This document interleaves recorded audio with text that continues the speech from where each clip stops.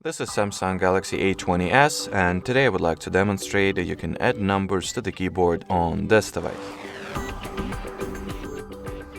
So to begin with, you will need to launch the keyboard itself. Doesn't matter how you will do that, either through, well, in my case, the Google search bar widget, or you can open the drawer search, whatever is that method that you will need to take, just go for it.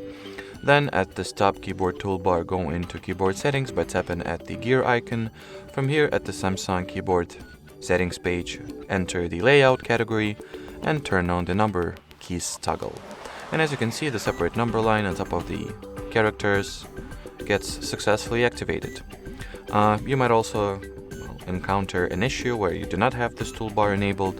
So in order to open the Samsung keyboard settings, you will need to open the General Settings tab first, then go into the General Management category, then from here just tap at the Samsung keyboard settings.